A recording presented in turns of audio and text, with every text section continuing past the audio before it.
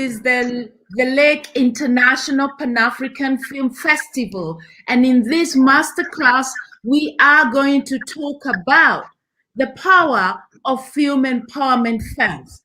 We have more than an hour, nearly 2 hours to discuss this topic. Welcome. Please make sure you make your comments on Facebook. As you watch it streaming on Facebook, the comments you make will come to us here, the panelists. You can address specific panelists. You can agree with us. You can disagree with us. You can also add a point to the debate. My name is Njoki Muhoho. I am a film producer. I also run the Film Academy for Multichoice. It's called Multichoice Talent Factory in East Africa, where we cover 4 countries and we train and sharpen the skills of young filmmakers.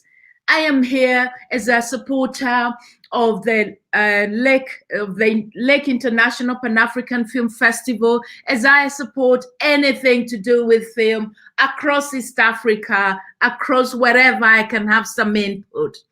Today, we are going to talk about the power of film empowerment funds. Notice the repetition of the word power. You are giving people who fund us, they're giving us power, so they are empowering us. So we're going to be debating, are they really empowering us, or are they giving us fish instead of giving us the fish rod?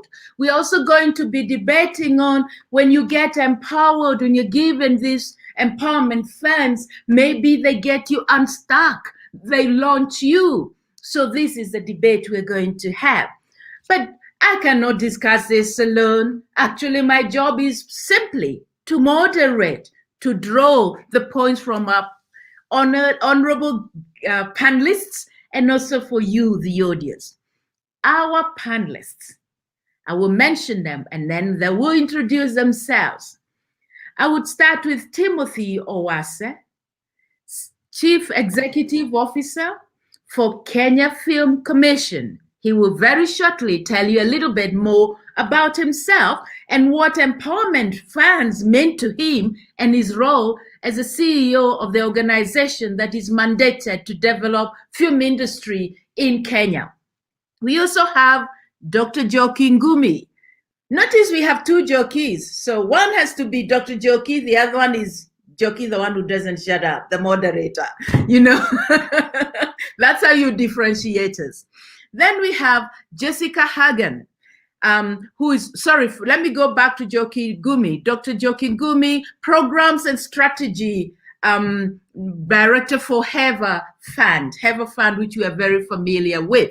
Then we've got Jessica Hagan, and she is Program Lead, Africa, No Filter. She'll tell us more about that. What does it mean, no filters? And what does she do? And what role do they play in Africa? Then my dear old friend, Peter Mudaba, Program Director, Docubox, East Africa. Welcome, panelists. Welcome, our audience. And please, our audience out there, please, can you write something on Facebook and say, I am here, so that we know we are not just having a conversation around own. Go ahead and start sending some comments. So let me go straight to Timothy. Timothy, in very few words, who is Timothy Owase? What is Kenya Film Commission, and what is your role, and how does it relate to empowerment funds? Over to you. Thank you, Njoki, and good to see you all panelists. My name is Timothy Owase. I'm the Chief Executive Officer, Kenya Film Commission. And at the Commission, our core mandate is to create a vibrant film industry in Kenya.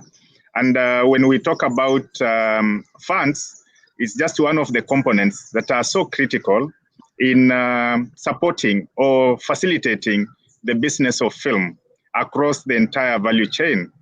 The Commission was established to create an enabling environment, that will facilitate all players within the film value chain to see to it that we are able to develop promote and market Kenya's film industry. Other than that, we also ensure that we facilitate capacity development, which covers elements to do with the infrastructure or attracting investment in the sector, creating platforms for film product distribution. We also look at the soft skills or the skills that will be able to facilitate filmmakers to undertake their best as far as the industry is concerned. And lastly, we are very relevant on this particular platform because film festivals provide an avenue for filmmakers to interact, to market their products, to create awareness of what they are doing. Also, for us to be able to sell our location. And it's in our interest as the Commission to see to it that we facilitate and support regional film festivals. This is our third year supporting this festival from the very first opening of this particular festival in Kisumu. We've been with this festival in Nakuru and now worldwide through virtual links. Back to you, Njoki. Thank you so much, Timothy. And now we'll come back to you and ask you, what do you mean by vibrant film industry? How vibrant is vibrant?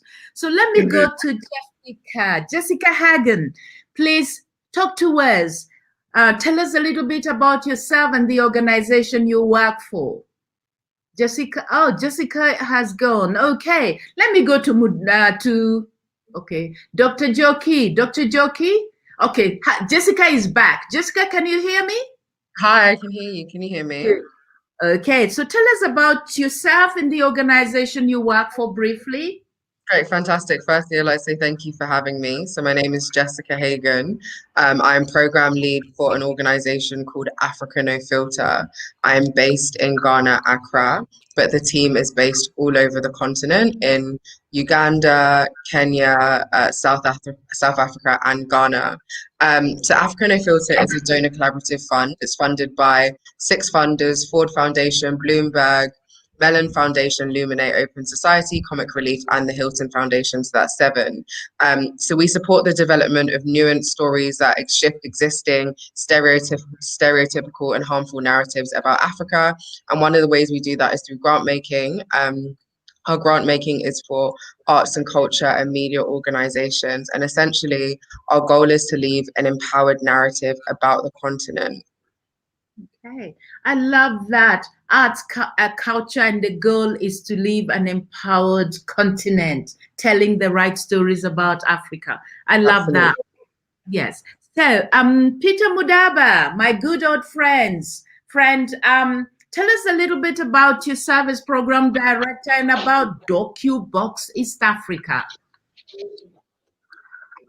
Hello, everybody. I hope you can hear me. This was failing me earlier. Yes. I'll ask our back office to give us your face. Yes. Go ahead, Mudaba, as we bring your video on the screen. Thank you. If you can hear me, I'm glad. My name is Peter Mudamba. I'm the programs director at Docubox, the East African Documentary Film Fund. And our main mandate is to work with filmmakers and to be able to encourage them in supporting their work through mentorship, through networking, and provision of funds to be able to support their work. We bring in experts to be able to work with them, to build their confidence in making films. And at the same time also, we have built a space where filmmakers can be able to come and network and be able to share ideas, exchange expertise in what they do. We do not only support documentary filmmakers, and we've done a lot in the last 7 or so years of our programs. We've also gone into working with short films, both factual and fiction films, and that is the newest area where we are working. Major works include not only working with major funders, but collaborating with institutions and organizations within and without Kenya, Kenya Film Commission being one of them, and other organizations that are outside Africa and in the international forum. Thank you so much.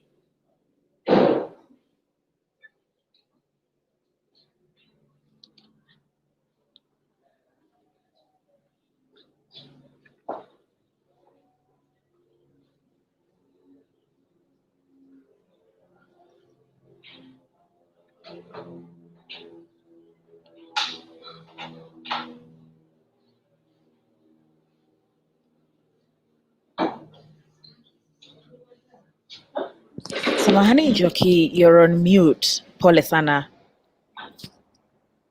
Sorry. Oh God, I apologize for that. I think I pressed mute accidentally. I'm just acknowledging those who have logged on and are chatting with us. The Vibe Network, thank you. David Waronja, thank you. Suki Nyandawa, thank you. Daisy Akal, thank you. Jogona Nganga, and many others. Keep writing to us, comment, say hello, say I'm here.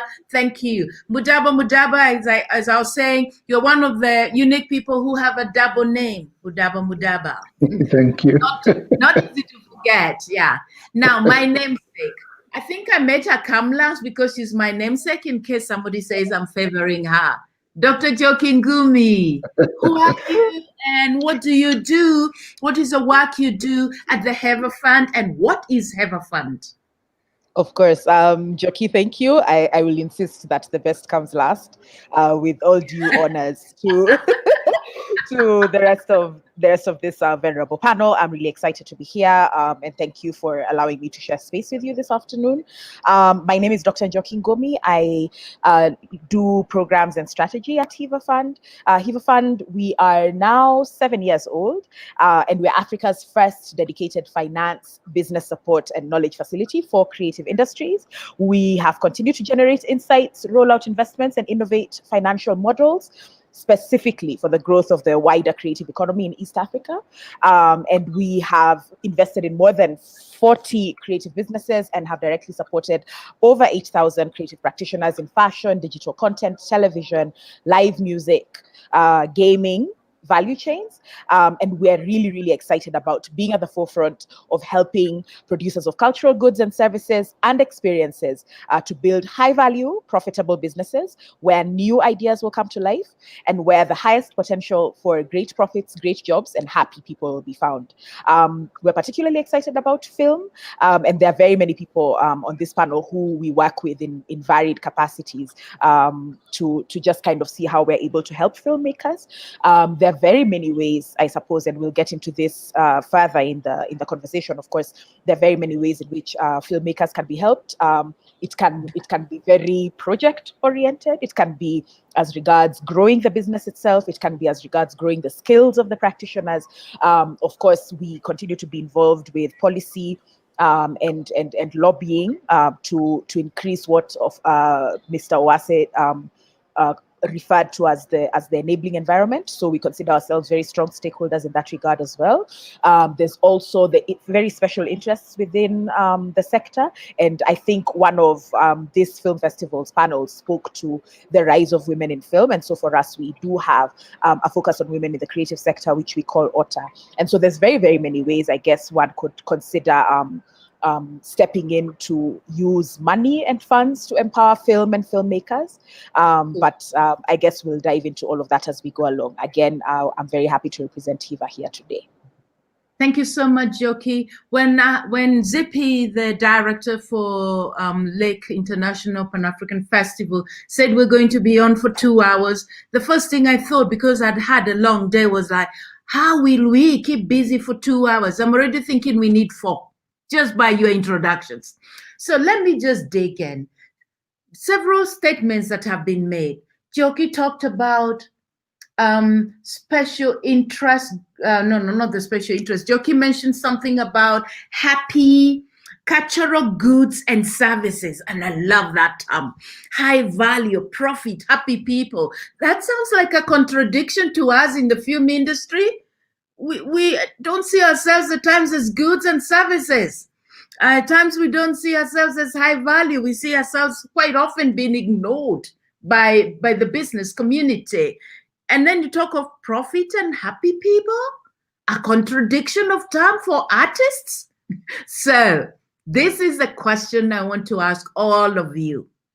In what ways are your empowerment funds bringing about support of cultural goods and services, profitability, and smiling artists? I never said my questions are going to be easy. Timothy, tell us. Cultural goods, services, in what ways your empowerment funds helping us? Okay. Thank you. First of all, I may not be able to answer that question before I tell our viewers that cultural goods and services are very critical to our society, our community, and our country in many ways. First of all, we are able to communicate with one another through storytelling. And more so when the storytelling component is delivered through film or any other moving image. Now, why is it so critical for government? It is critical for government because we need a communicating nation. We need an empowered society where there is forum for ideas exchange. And we also need film business to thrive. So through our empowerment program, we believe we are actually delivering to that. When you look at the Big Four agenda and the Vision 2030, this screen industry cuts across all the pillars. We talk about social, economic, political, and even technological, because as an enabler, we deliver our services across all these sectors. Think about the COVID-19, where the creative industries played a critical role and continues to play a very critical role when it comes to delivering messages of hope, delivering messages of caution, and also delivering health messages through health promotion. I also believe that the sector, when well nurtured, provides room for the country to earn to our exchequer. Foreign exchange, we talk about branding our nation. Other than that, we can't ignore the fact that this is a sector that creates immense or quite a number of jobs. Hence, the need for government to nurture and support the sector. The commission, based on that background, the government found it necessary to establish this institution so that we could ignite creativity and support the film industry to deliver to that mandate. So one of our programs, among many, is the empowerment program. Why is it so important? For the following reasons. One, it's able to provide filmmakers an opportunity to tell their stories. Our first cycle, we were able to fund about 12 companies. Each of these companies that are based in various regions across the country are able to employ many young people and at the same time engage the communities in promoting cohesion and integration while creating jobs to quite a number of people, the taxi people, the mamambogas in the villages, and also farmers and so on. So the role of supporting filmmakers through funding of their programs is so critical. As much as I said, other value components are also critical. We need skills, we need to create markets for these products, we need high quality products, we also need to keep up with the advanced technology, and we need to invest in infrastructural developments. All this put together, just one word, they require funds. Njoki, back to you. Okay, thank you so much. Thank you so much. A lot of heavy response, which we'll also unpack in a few minutes. Let me go to Jessica. Jessica, in what ways is your organization, Africa No Future, how are you filtering into the business community and in the cultural products, as we're calling them?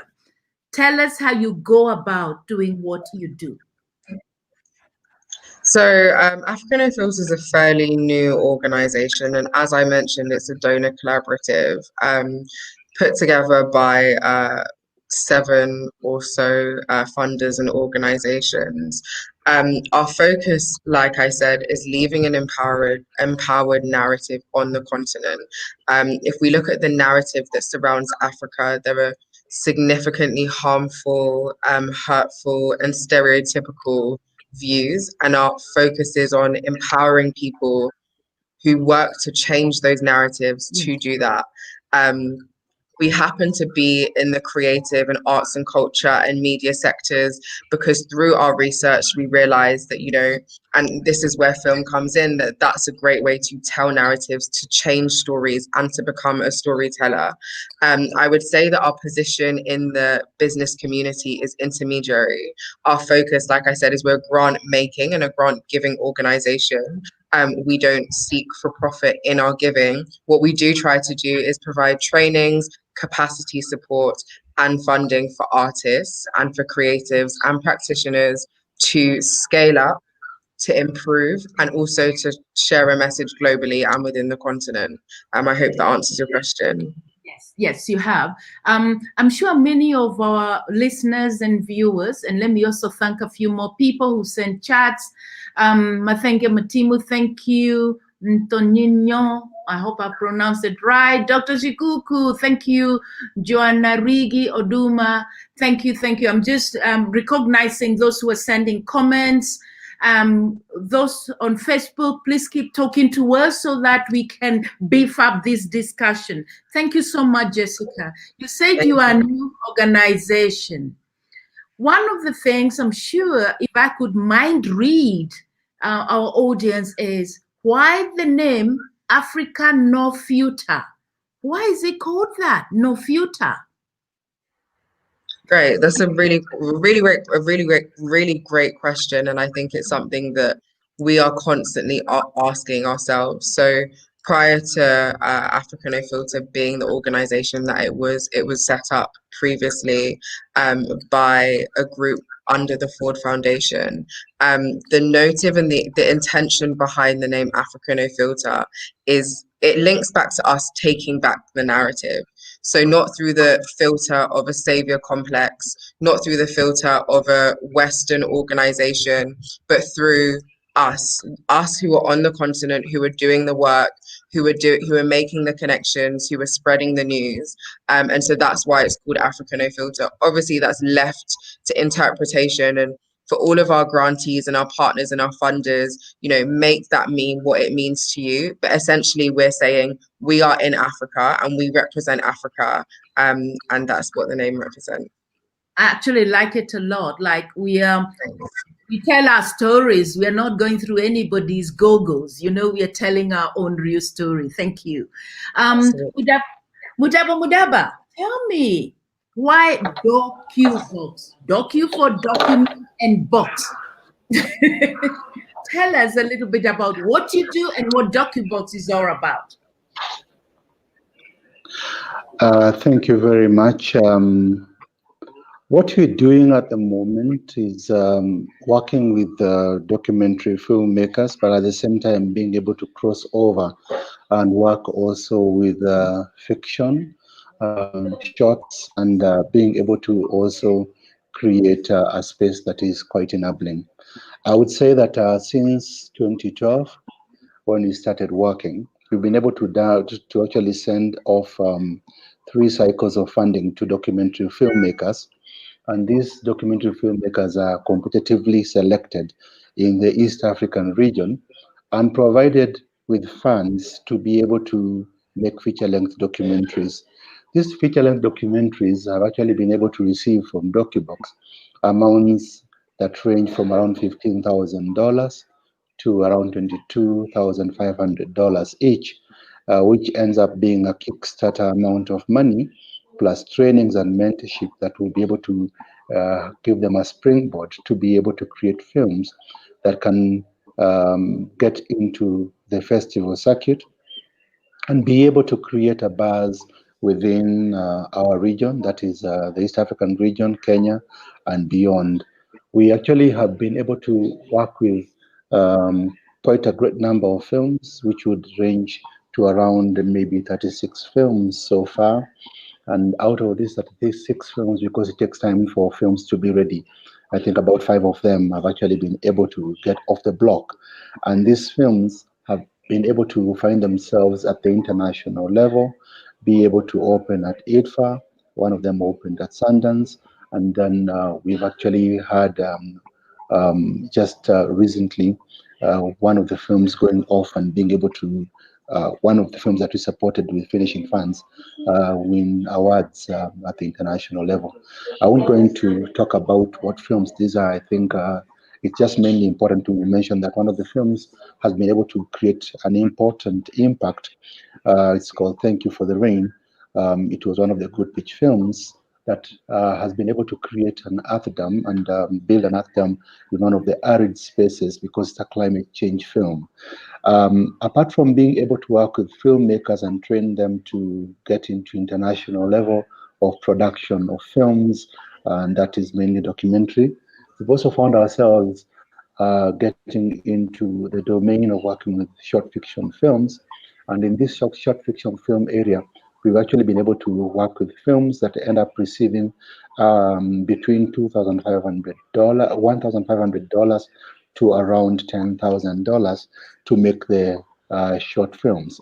Why the disparity? Because within our own spaces, we are able to work with figures of $1,500 to $2,500 for short films. But when we collaborate, then there is power in collaboration, and this can bring in amounts to around maybe $10,000 to create those kind of films. These films are actually already out again on Impact, and some of them are already working on issues of mental health, whether it is early childhood development, safe and safety, safe shelter. And this was an area where we deliberately decided that we can work with the different partners and also be able to work with partners who are dealing with sensitive areas in the society. Finally, I think it's also important to just mention that we've been working also in collaboration with Film Academy on the Film Pro series, where filmmakers have actually been able to get trainings in different fields and different areas of filmmaking. And this has actually been able to help grow the space and bring in fine filmmakers, and also be able to find ourselves in a space where we're also looking for freedoms of artists to be able to create. And therefore we step into the freedom of expression space quite a bit to just make sure that our filmmakers are not censored in their work, but instead are given an enabling environment. Thank you very much. Okay, thank you. I was good. Njoki, now I'm going to go to Njoki. You mentioned, as you were doing your introduction, you mentioned policy lobbying, and you also talked while hinting on enabling environment, which gets me to think this empowerment funds in films is also to ensure there's an enabling environment. So let's talk about issues of policy and lobbying.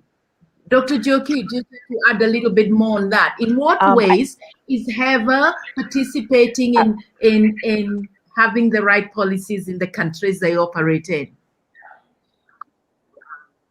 Absolutely. First of all, Njoki, thank you so much for your question. I think I would just like to kind of situate where HEVA sits in a slightly different space from a bunch of the panelists who have already spoken, and that it's really, really important that we have such a multiplicity of views and viewpoints to add richness to the context in which we work.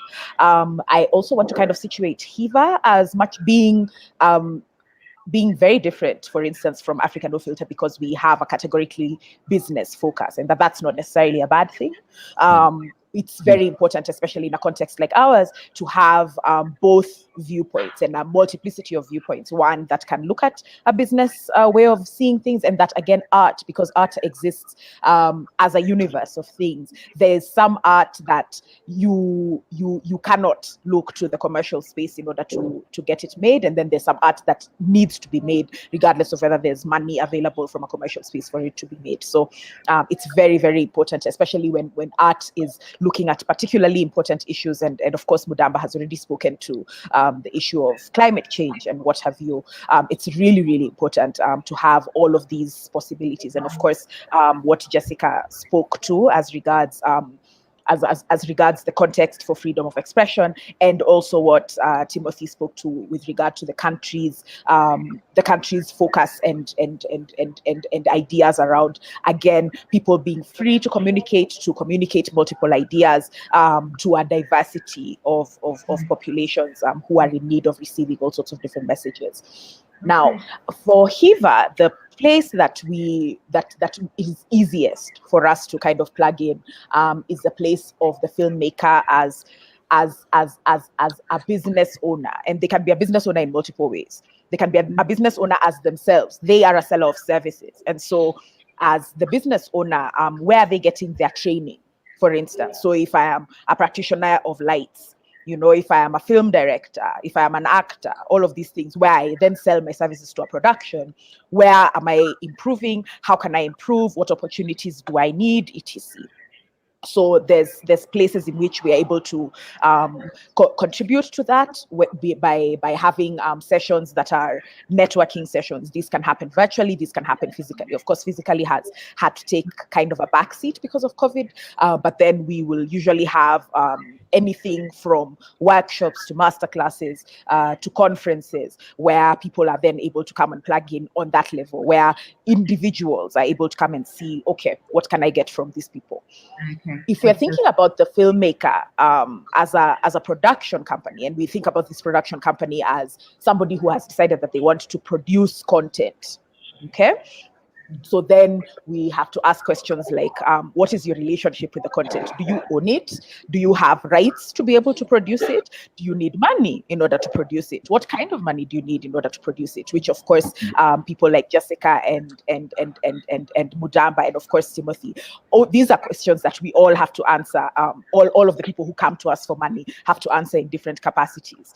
For us as HEVA, we are interested in this thing that you want to make. Who do you want to sell it to? Perhaps you're being commissioned by somebody. And of course, Njoki, with your work at Multichoice, you're very familiar with the whole context of commissioning filmmakers to be able to make things that are needed. Of course, by Multichoice to be able to broadcast across the continent. And that you have a very, very intentional focus on content by Africans for Africans that speaks directly to an African context. Now, if somebody were to come to us and say, I have been commissioned by Multichoice to make X and Y and Z, what I actually do need is money for my operations side of things, or what I actually do need is some business support that then speaks to, maybe I need to shore up my HR. I need to make sure that on the legal side things are completely fine. Those are not things that Multichoice are going to pay for. But then now for us at HEVA, we have to ask ourselves, is it going to be profitable for us to make sure that this particular business is still going to be able to make films going forward? There's also the whole thing around maybe somebody has been asked directly by a commercial client. They need to make X and Y and Z. What they need is a line of credit, because they're going to get their money paid to them later, but then they need to be able to get the money now as working capital so that they can pay all of their service providers. So I get all of my filmmakers, but then I don't make them wait the length of time that I have to wait for my money. So I can take the risk as the production company for waiting for my money, but then I don't want to make my service providers do that. So then you come to HEVA and you say, hi, I'm going to need a little bit of money before that. Then there's also filmmakers, for instance, who have a track record. They've made a bunch of films. The films have done well comparatively in the context in which the films have been put out. And then this person has come and said, listen, I now want to kind of take a step and make a bigger film, or I want to do an XYZ. And then you have all of these business records that show I have taken money to make film before. These are my profit margins. This is excuse me, how it's looking like I'm going to do in the next few years, etc. And then now we will look at it and we'll say, okay, this is interesting. Why is this particular film interesting? Who do you want to get this particular film? Who is likely to get this particular film? Again, based on your track record as regards who your clients are, who are the people who are usually interested in your films. If your last 2-3 films, for instance, have been picked up by Multichoice or by Amazon or by Hulu or by Netflix, then you become a particularly interesting person. If, for instance, you're a filmmaker and people your films have consistently become interesting, you can say my last film was watched by this number of people. Here is the data that proves it. So then for us, you become very interesting because we're like, okay, this is helpful for us because we're looking to have a wider East African portfolio. And then for you stand a chance to grow because of being able to do this film, to then continue your track record of making good films, right? The last thing I want to say before, of course, I hand back over to you, Njoki, is that it's very, very, very important that there has to be money for people to make their first film, okay? That is for somebody who is completely new, who is now figuring out, maybe you've just come from film school, or maybe you've been able to do a bunch of different things, and you are already the first investor in your film career. That means that maybe you have made short films in little competitions. Maybe you helped your friend shoot a music video. And I remember that this is a very foundational way in which I got into the film industry. I was helping my friends shoot music videos, right? And so you've already invested. You've invested in your learning. You've invested in your ways of doing things. And then now what you want is a little bit more of external financing. You've exhausted what might be called your friends' goodwill or your family and friends' additional monies that have come into you doing your things. Maybe they've contributed for you to buy a camera. Maybe they've contributed for you to be able to buy a stack of magazines so that then you can learn how to be wardrobe for film, right? Yes. Okay. But then now the thing that you need to do is to be able to make your first film with external money. It is very, very, very important for such money to exist in the film sector, because when somebody makes their first film, they can then be able to use that first film to be able to make the second one. And so that money for the first film is usually the riskiest money.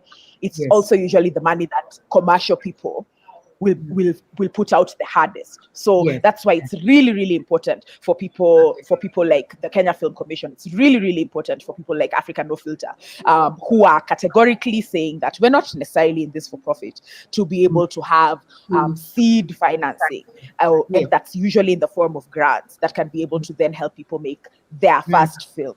When you've made a first film and you've made a second film, then it'll be easier for somebody who's looking a little bit more commercially, or even somebody like Mudamba, who's not necessarily looking commercially, but they're making a strategic investment based on this film is important. We need this film to be seen in these places. This film is likely to win awards for these reasons, right? But then for somebody to get there, you need to be able to make your first. So there's a way in which we kind of exist as a spectrum.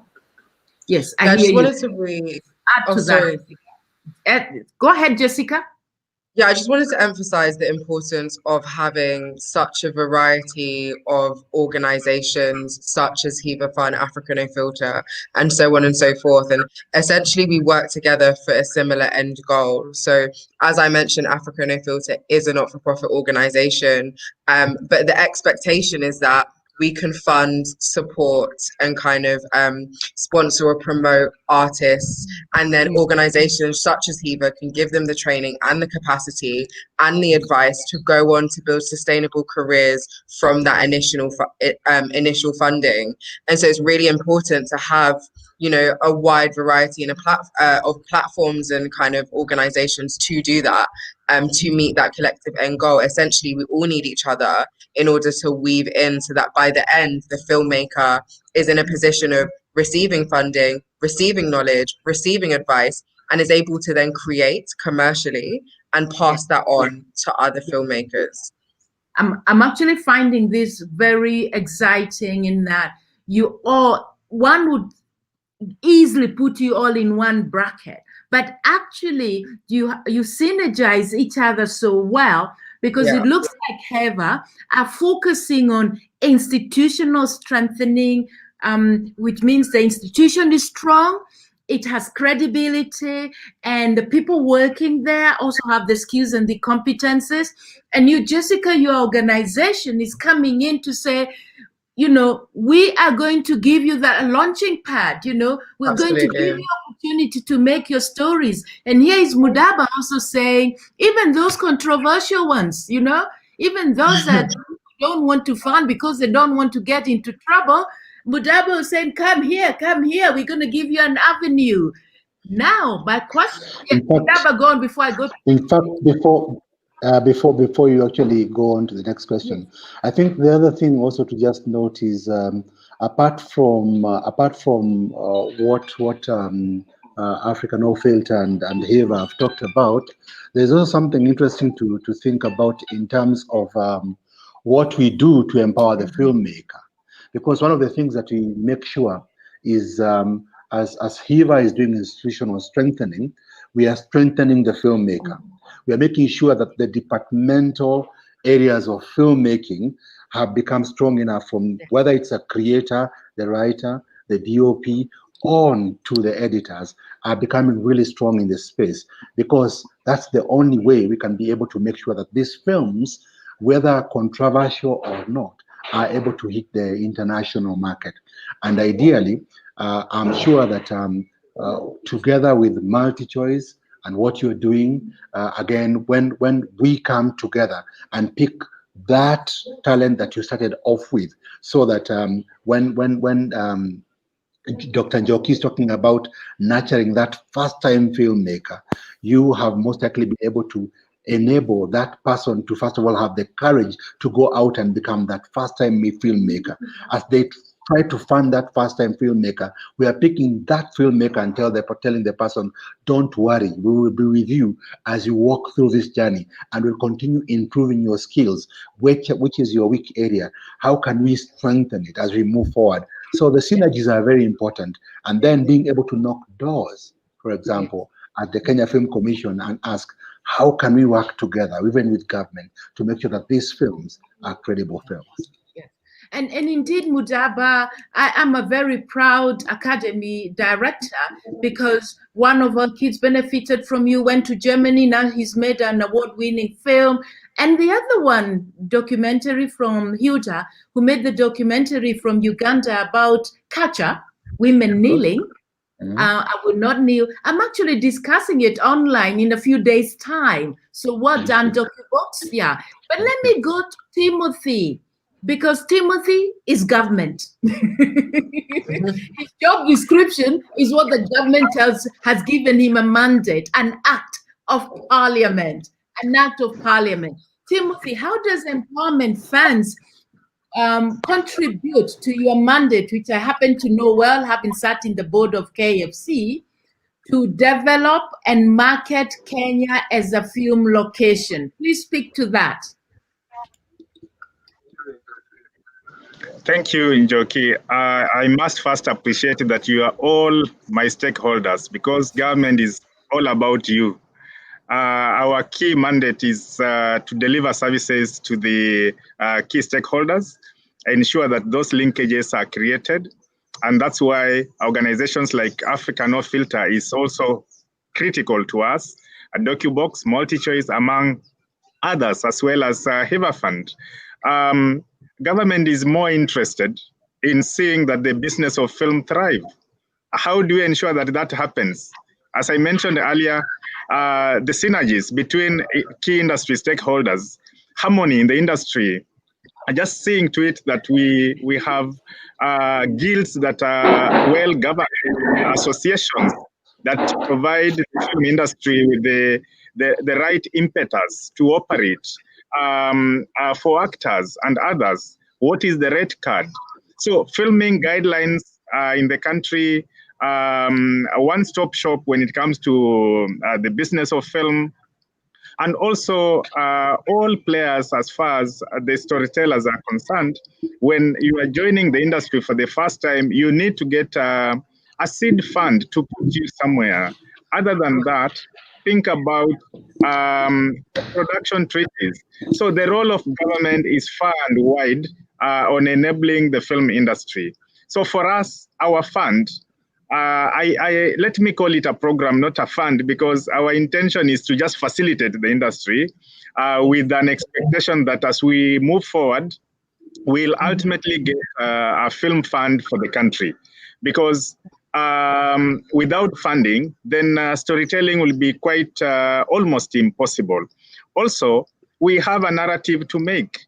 I know there is freedom of expression, but the country also need to promote the cultural heritage. And when government is putting money on the table, then we are saying that it's possible to advance more stories that are country-oriented, and also being able to showcase the best that the country has. So our program focuses on the following areas. Story development, that entails story writing, research towards your story, the way you develop that story to make it a real story that can be moved to the next level of production. We also support production component, marketing and distribution, and also post-production. Why are these key areas important? They are because you cannot do one before the other. You have to develop a story and before you move to production, post-production, and distribution. And when we get to distribution, then film festivals again are very key. And also remember, and Njoki, when you are introducing us, you mentioned that filmmaking sometimes is considered as a very risky business. Well, the word risky is critical to us because nothing good comes out of lack of making a move on a risky stuff. I believe that any investment to a high risk component always gives high return, and that's why I encourage almost all of us to invest in this particular sector, put in money. HEVA Fund is doing the same, Docubox, and many more. By the time the country will have established a solid film fund, then we solely expect that we'll have stories that can traverse many nations and grow our global audiences. At the same time, Njoki, before I get back to you, allow me to say that this is work in progress, and our core objective is to see more collaborative effort among all these entities that support the film industry in one way or another. Thank you. Excellent. Thank you so much, all of you. Yes. Before you come in, Njoki, let me also throw in something that you hinted a great deal on, you yourself and HEVA. My friend Simiu Baraza, whom I know has just come from Embu, where they were making a film funded by KFC, which I know Timothy visited them. I also spent 2 days with them. Now, Simiu has written me a book here, but I think at the end of it, he's saying, it's not just supporting the filmmaker, but when these films are sponsored and are done up country in the village, it improves the economy of those areas. How does this speak to your various policies? And I'll go to Dr. Njoki. Are you just thinking of the filmmaker, or how much does the community where the film is going to be shot, how much does that come into your strategy and your, I'll call it strategic thrust? Dr. Njoki? I think Mr. Simiu Baraza has said a very, very important thing when he's here talking about lobbying wananchi on the benefits of film to them. I think first of all, Kenyan wananchi are some of the most pragmatic, ambitious people that there are, especially as regards the opportunities for making money in different sectors. We are the same people who turned M-Pesa into a global phenomenon, and while that example has been used ad nauseum, and even in places where it's not necessarily applicable or relevant, I think it speaks to the wider interests that Kenyans have in being able to make anything shine when they're given an enabling environment. And that's why Mr. Owase is speaking to the idea of an enabling environment. People want to be given the ways in which money can be made, and then when you leave us alone, we're pretty much able to do anything. When you don't interrupt us with nonsense gatekeeping, when you don't interrupt us with barriers to entry that make no sense, you know what I mean? speaking to the idea of filmmaking in the counties, this building of the enabling environment is the thing that's going on. It can be argued that it's going on quite slowly, but county governments are very much on the verge because, again, culture is now a devolved function, and under culture falls things like. Yeah. Wow. Okay, it looks like we've lost Njoki temporarily. Okay, while we get Njoki back, our audience out there, both on YouTube and Facebook, please post your questions. Thank you so much. And Njoki is back. Back to you, Names. Sorry, so terribly sorry about that. I don't know when I dropped off. I think somebody was trying to call me because I'm using a hotspot, okay, so that I can have better. All right. I can have better connection. The thing I was saying. Yes, I think the thing that I was saying is that film is one of those very interesting sectors that can fall under culture. Some places it can fall under tourism. Other places it falls under communication and ICT, and it has jumped between these spaces for a period of time. For us, we're really pushing, instead of it jumping, it can be looked at by a multiplicity of people, and so it's very easy for all of the relevant line ministries and state agencies to just kind of join hands because it's such a powerful sector. The other thing is because culture is a devolved function, and this whole idea of filming in the counties will be very much guided by the specific interests that different counties take in the sector itself. You can find that we want to speak very strongly towards the interests of maybe youth, women, special populations, and then kind of looking at this idea of youth being able to get jobs, and not necessarily just youth, but also service providers in some of these peripheral in the arenas peripheral to film, such as caterers, for instance, the people who build, because you can get a carpenter and then you can teach them how to build sets for the purposes of film, and then they start building sets for film as one of the things that they usually do. So there's so much building of and specialization of communities that goes on when film is brought to them.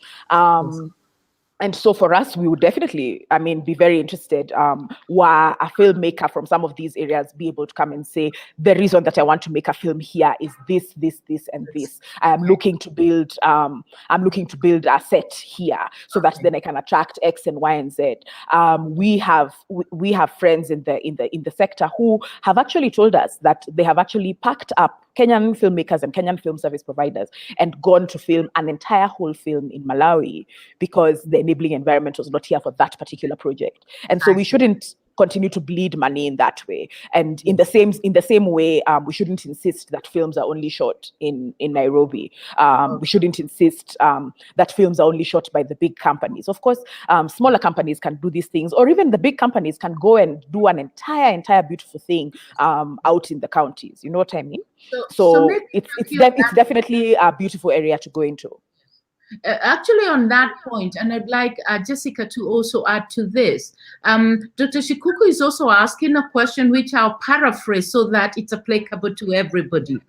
I've been wondering as you were talking, whom are you empowering? Whom are you funding? The filmmaker, the individual or the ID card individual, or the company limited, the registered company or NGO, or the community? Where is your primary focus? The individual, the company. Like, I know there's some sort of funding when you're told, come to us as a company. Or let me simplify the question, or let me make it more complex. Is it the filmmaker? Is it the registered legal entity? Whether association, company limited? Is it the community? Or is it special interest of which your organization was formed? I think, and let me just kind of jump in, and of course, I'm sure my fellow panelists will have different thoughts and ideas. For one of the things that I can say about capital is that capital is notoriously risk averse. This is a thing that I've had business journalist Ramanyang say time and time again. This is a thing that people hear. In fact, even in banks, right? You walk into a bank and the bank will only give you money on submission of certain things. Even if you're an individual, even if they tell you that, oh, you don't need securities for this, there's still things that you need to submit.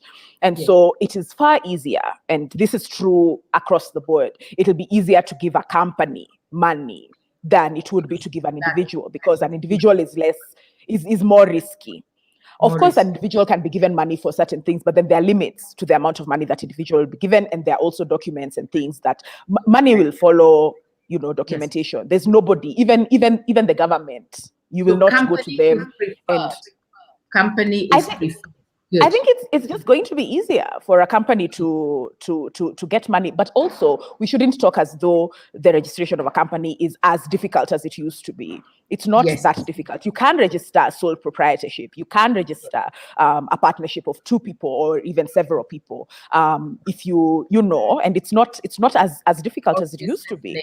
And so it's very easy even for an individual to be an individual producer, who then comes and says, I want money for this thing, but then they come as the company that they incorporated under. So let Jessica answer this. Jessica, how is it in your neck of woods? So it's a really good question to ask, and I'm really happy that you've asked it. I completely agree with what Njoki was saying about it's easier to fund an organization. It's easier to fund an organization that's registered, that has a track record, that has a community. And, in previous grant-making roles or grant-facing roles, that was the mentality that went behind it. For us at Africa No Filter, we realize that that's important, and that it's easier to fund a creative hub that has a community of 300 people that they can hold accountable, that can walk, because we're remote, we're based across the continent. And so if I'm giving a fund to a filmmaker in Mozambique and I'm in Ghana, how do I ensure and make sure that there's accountability? And so that's why, intermediaries, creative hubs, organizations are super, super important in this space. What I will say is we realized very early on that it's possible to get caught up in this hub and organizational space and lose touch with the on-the-ground reality of the creative on the ground. And essentially you become like every other funder who is only looking towards organizations that are established, that receive a majority of the funding. So I don't know how it is in Kenya, but even in Ghana, you find that it's the same organizations that are always getting funding, whether that's international or national.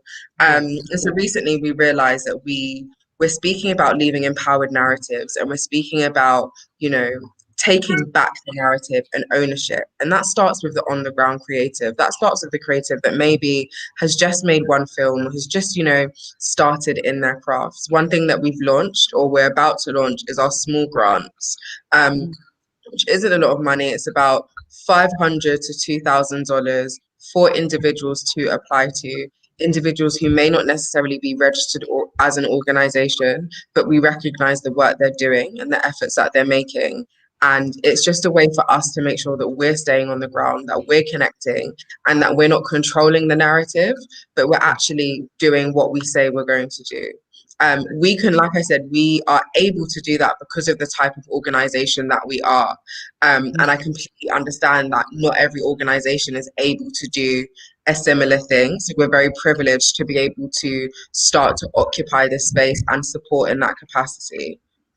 So from your point, I think maybe Njoki just sudden. I'm sorry. Thinking from what Dr. Njoki said and what Jessica said. Even when an individual is given some funding, it might be just a little, but when you prove yourself and you keep proving yourself, and you're also growing and you register the company and all that, then you can move from the $200 funding to 10,000 funding as a company, isn't it? Essentially. Okay, let's Jessica speak, and then I go to Mudaba before going back to Njoki. Yes, Jessica. So prior to working for Africa No Filter, I was working for the British Council, and I was working within arts and creative economies for West Africa, Sub-Saharan Africa. British Council has been a funder for a very, very long time in the world, especially for arts and creative economies. One thing that they realized as an organization, which I understand more now, is that you can give an artist money, and this really emphasizes why HEVA Fund is so important. You can give an artist money, but do they know how to be a creative entrepreneur, or are they just a creative? Do they know how to take that money and use it in a way that they're now creating something that's sustainable? And is that training and capacity there? And that's not an Africa issue. It's a worldwide issue. It's a creative issue. It's an arts issue. You know, I previously, you know, I was born and raised in the UK, and I was working as an artist there, and it's a similar thing. And so I think that's why there's a need for organizations who are training people on how to see their creative discipline as a business, as entrepreneurship. And for us, the best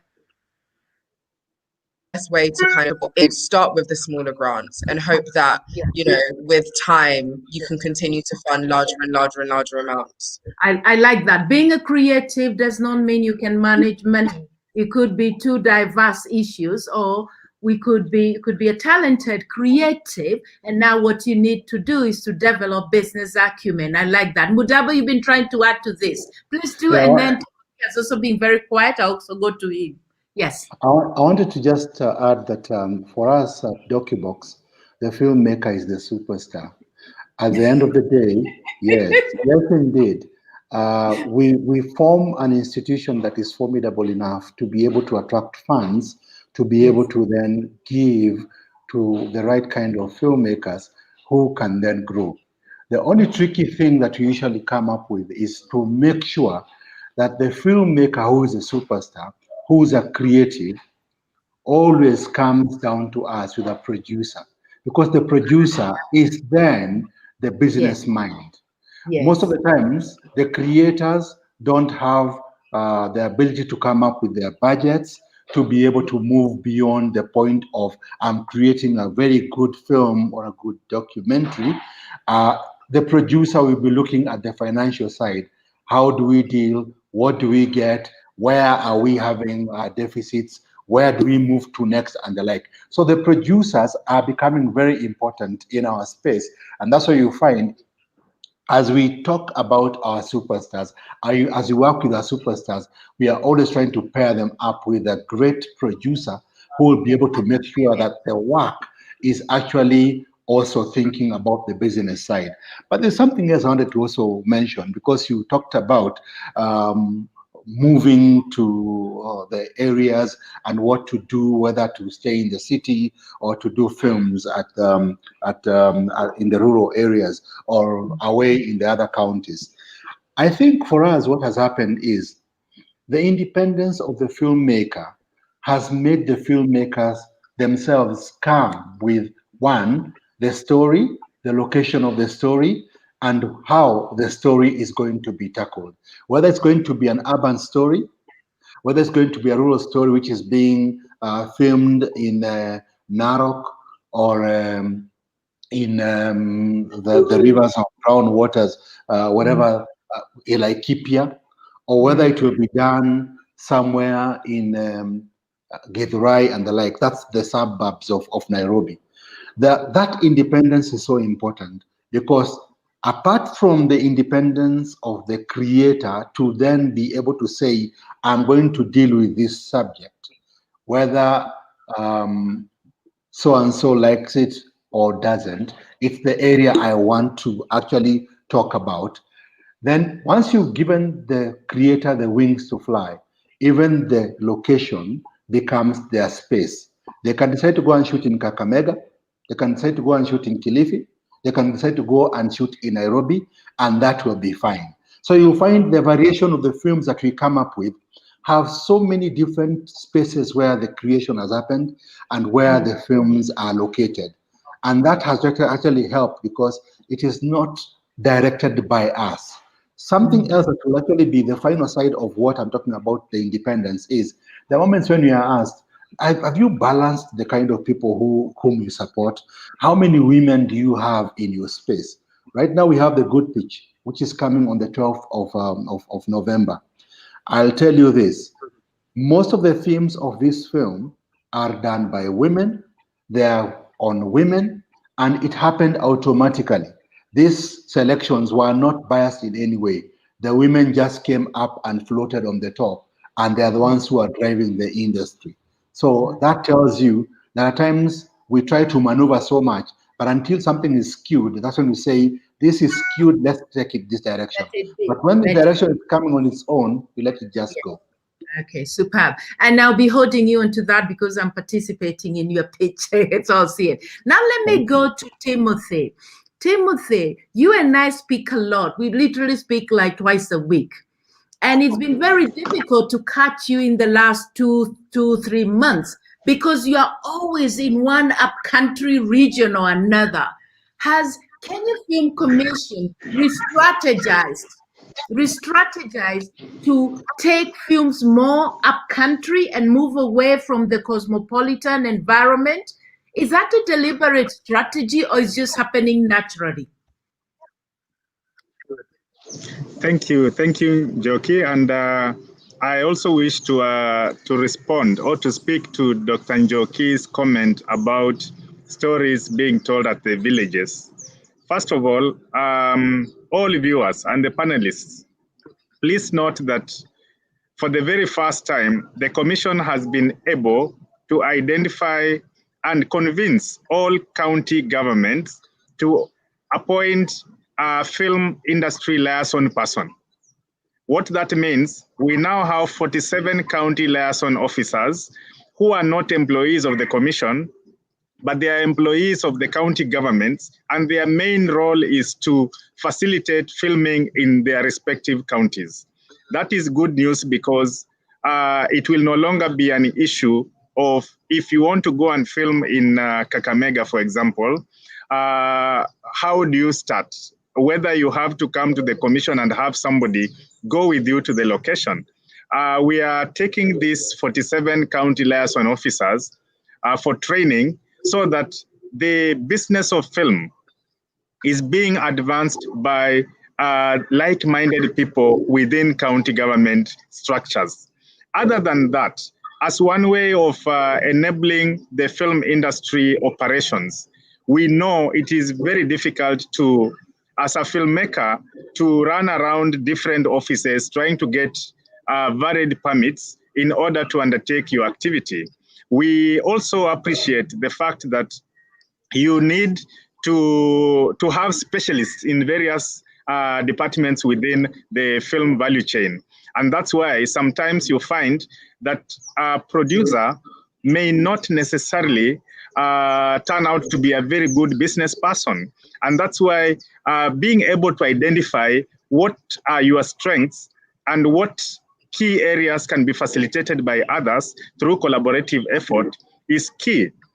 The Kenya Film Commission, our core business here is to see that business of film is thriving. And that cannot thrive if the key policies, both at devolved system or at counties and the national government, are not structured. Within the national government, we appreciate the fact that the various state agencies and departments must be able to work in harmony. This can only be proper if at all everyone within government appreciates the role film will be doing for this particular country. And that's why our engagement forums are very deliberate. We are meeting private sector, we are meeting government departments and agencies. We are also meeting filmmakers, as well as bringing to the fore the need for commercial banks to appreciate the art of film and the business of film. Through Kenya Bankers, we are committed to see that in the next few months, with support of government, various private commercial banks are going to join the likes of HEVA Fund and others to support the local film industry. So Njoki, my response to you is that whatever we are currently doing, engaging county economic blocks, engaging private sector, government, it's a very deliberate effort to just position the industry where it belongs. Because we know our, for example, my personal desire is to see that when I leave the commission at the expiry of my term, for example, I need to look back and see that we have a standing industry that is not lame in any way. I would like to see that there support systems that are very strong. I would like to see filmmakers who are telling stories without serious hiccups, and at the same time, filmmakers who have stories that can be able to traverse different nations in terms of purchasing power in other markets, because our stories are strong. So all these things put together gives us a big reason as to why the industry must be supported, and policies are at the forefront to ensuring that this is put in place. To conclude on this, also allow me to say that where filmmakers are, there is need for self-regulation. There are various elements of industry support. There are various aspects that government will be looking at. We have several guilds in the industry, associations, and so on. The question, maybe the challenge to the filmmakers is, why can't we solidify our guilds so that these guilds provides mechanisms for complaints, insurance, medical cover, rate card for payments, and so on. When we have all this, then it will be very easy for us to have a very structured and organized industry. Thank you. Thank you so much, and you're doing a great job. You're doing a great job, Timothy. You've really taken films to the villages, to the real people who give us opportunity to have great African stories. Well done. Now, Njoki, the question I'll ask you, let me go a little bit different now, but although it's something you had hinted on. You did mention in the very elaborate introduction of HEVA, you did say something like knowledge-based. I imagine that the work you do is informed, the decisions you make at HEVA on whom to fund and whom not to is informed by some knowledge, some data, some analysis. What is the role and the significance of data collection, knowledge in film industry? If you could give us a brief response, because I'm also dying to hear from Jessica on the same. I think she's already looking at me like she knows Njoki is coming to me. Yes, I'm coming to you. So very briefly, Njoki, knowledge base and how you fund. What's the relationship? I think there's multiple levels of knowing that we carry into each decision to fund a filmmaker or a creative industry practitioner. The first is the knowledge of the enterprise itself and the individual within the industry, and that there's the knowledge that they give us, and then there's the knowledge that we go and generate ourselves when we're doing our due diligence, as any good investor should, in a place where they're going to go and give money. So, for instance, when we are asking for applications for funds, we'll put out a form and we say, please fill out this form, please submit these documents. These documents will include X, Y, Z. Some of these documents are you a company? If so, please prove that you are. There's usually documents for that, like articles of incorporation. Have you had money move through this company? If so, you will have some sort of bank statement, some sort of Excel sheet, some sort of audit, something to show us that money has moved. This is this money, it came from this place, it went and did X and Y and Z. There's some people who are even go deep enough to say, where is the money coming from? Who else is investing in you? Just so that we don't necessarily come in and invest and then we find that you're a front for money laundering, which is a thing that happens. And I mean, with all, in all seriousness, because it's very, very important that if you're going to go and invest in somebody, you need to make sure that whatever context that they're coming from, if you put your money there, it's going to be a safe place and it's not going to kind of come and interfere with your company reputation, etc. So this is the information that the company gives us. Then there is if the application is able to move forward, we're able to say, okay, fine, this is a solid creative proposition, it's a solid business proposition.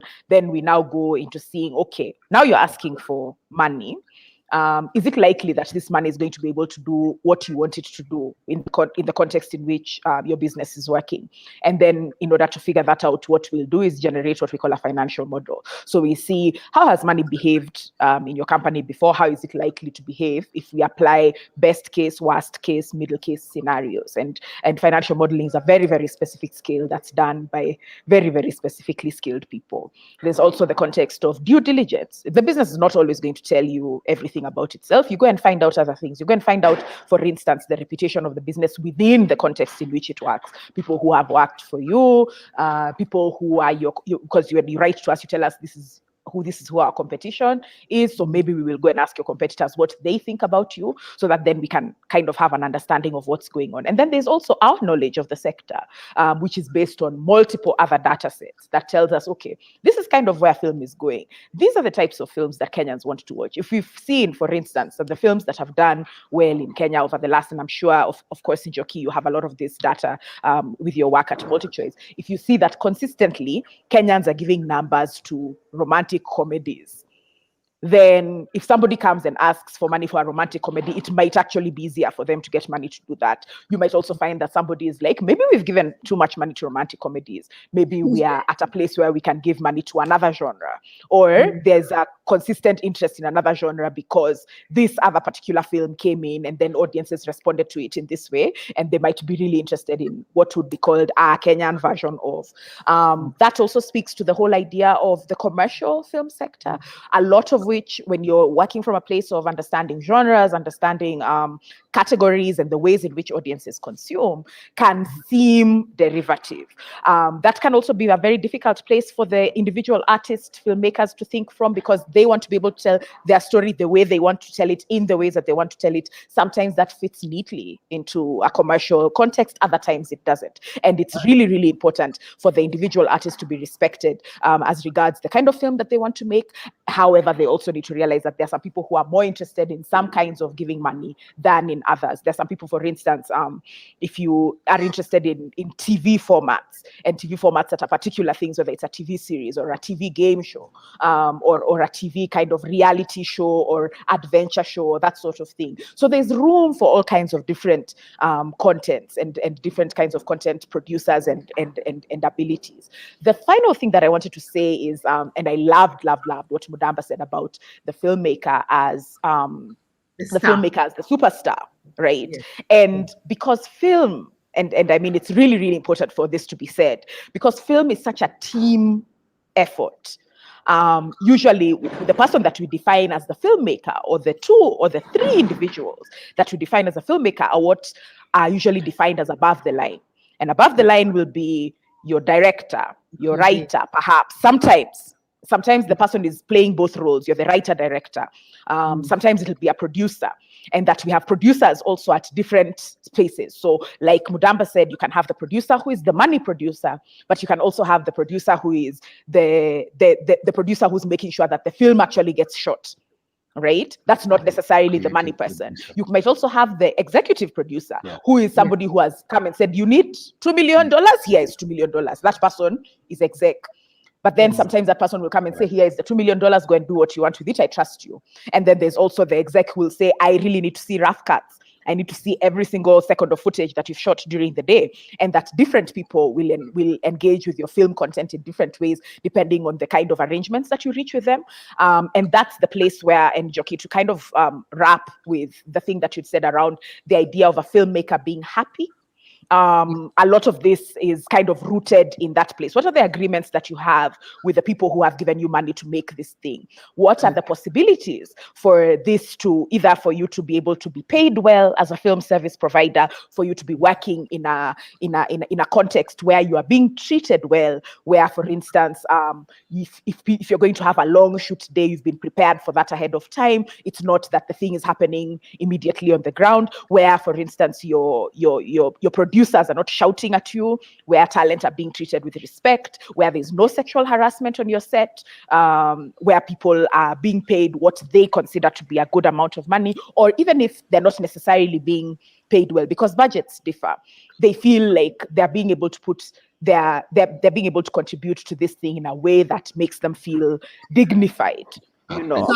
So And so all of these things feed into the idea of a happy filmmaker. What is the context in which I'm working? Is it possible for me to be able to make money in this context, not just on one project, but on another project in the same year and on a bigger project next year? Are there enough films being made such that if I'm a film service provider and maybe I do lights or I rent out lights, I'll be able to give lights to this production and then give lights to this other production and give lights to this other production, such that then when I want to buy lights, I'll go and say, but HEVA give money for film. Let me go and tell them that I provide lights. This is the ways in which I'm able to give lights. I can even tell them I went and gave lights to a film in Kakamega. I went and gave lights to a film in Mombasa. What I actually need now is a truck. And then HEVA is like, actually, you need a truck, you know? So and then we give you money to buy that truck. Yeah. So what, Njoki, you're saying on my question on knowledge base, you put it like in 3 levels. Yeah. One level is HEVA has to collect some information in the industry so as to know where should they be focusing on. Yeah, absolutely. And probably who are the potential recipients. Then you also say you want to have a lot of information and knowledge on that applicant. You're not just going to give them your money blindly just because they have an idea. And I think it's important to say that everybody here who gives money, between ourselves as HEVA, Jessica at Africa No Filter, Mudamba, Docubox, and Mr. Owase at the Kenya Film Commission, everybody who is going to sign over a cent to you is going to ask for that information. There's nobody you will go to in the world, I think, maybe except your parents, and even your parents would ask you why. Even your lover or your partner would ask you why you needed money. So you go to this and you say, I need this amount of money and I need to do X and Y and Z with it. Even yourself, when you're taking money from your account, you are telling yourself the reason that you're doing it. You see what I mean? I really want to hear the three points which Njoki also got, because they're important. I like the way it's going too. Yes. So one point was, okay, I was on the third point, Njoki. Yes. The first one was? The third one was, can the applicant know themselves and have answers to the question you're likely to ask them? They can't just read a story and think that is the beginning and the end. They have to tell you, have I made other films? Who am I going to bring in? Whom have I worked with in the past? What mistakes have I made in the past? What did I learn? But to come and say, but it is such a good idea, does not mean that they get funding. And here's the thing. And I think it's really, really important. Hold on, Njoki. I'm still on the issue of the filmmaker is a superstar. Mudamba told us the film star. Now, you have given us a whole list of the above the line, in the middle of the line, and below. So everybody here seems to be film star. You know what I mean? The superstar. But at the same time, it's one person. That money goes with the name of one person or their company. But whoever... Yes, Mudamba, qualify that. I wanted to qualify what because you see, the beautiful thing about this conversation is we all look at this mountain from different angles. Yes. So Njoki is maybe on the leeway side, maybe I'm on the windward side, but you are all looking at the same mountain. So there are moments when you ask Docubox, for example, what do you do? What is this knowledge base that you look for? We'll tell you that we start from the way the proposal is crafted, because it will tell you if this person has experience in what they are dealing with, or one, they even know what area they are applying for. We are calling for a documentary application. Maybe you end up getting a fiction film on the proposal, and you tell yourself that already is an outright out. Then it goes into you as a person. What is your track record? As she said. And then you as the star filmmaker, what's your track record? But at the same time, apart from your track record, what is it that will convince us that you can do what you are saying? Give us links to your past work. Give us what you've done before. Give us a team of people you work with.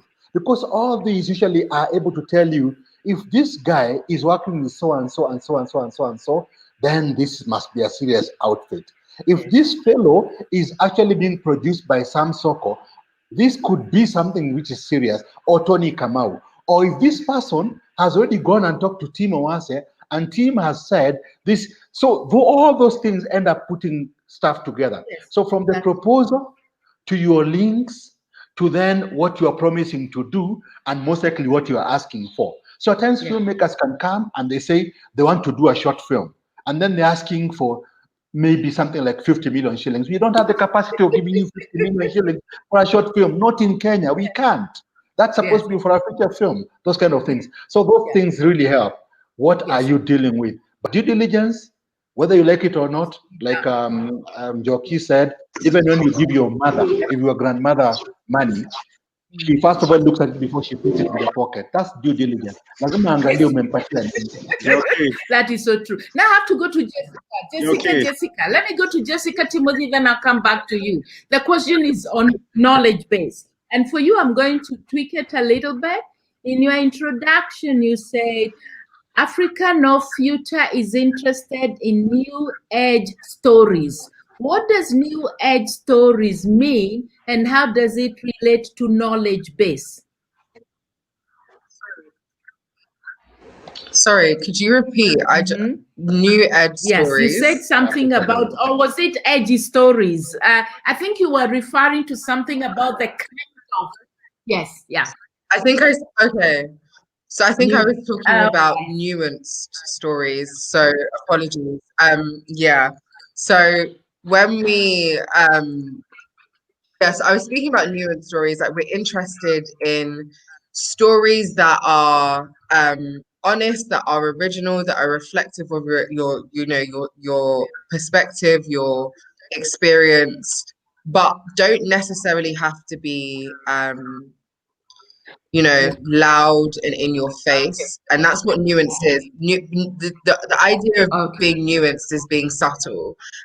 So whilst your primary focus might not be to change narratives, it might just be to show the creativity in a particular area, but the nuance is that you're challenging harmful and pre-existing narratives whilst doing that. It's been a really good discussion around knowledge, and I'd love to speak about knowledge from an organizational perspective. So of course, when you're giving money and you're looking at grantees, you're expecting them to have a certain level of knowledge themselves for what they're applying for what they want to do, who their competitors are, who other potential funders are, which is phenomenal. But I think a big strand of Africa No Filter is our research strand. And a lot of that is around the narratives surrounding the continent. So right now we have an Emerging Scholars Program which is a research fellowship.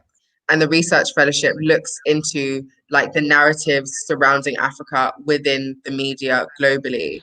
And we have like some priority countries that we want our fellows to focus on, as well as research dissemination. Research is such a big part of what we do, because for every kind of grant that we put out, every fellowship, we want to say that we have done the research and we've acknowledged X, Y, and Z. So it's not one-sided. It's not that because you're a grantee, because you're a filmmaker, you have to do all the research. No, we do that in the background, and we do that anyway. And we put our research out to our funders and to our community. Right now, we're doing a study on the sentiments that are attached to Africans online in regards to specific subjects. For example, how are Africans on Twitter responding to US elections versus how they respond to elections in their own countries?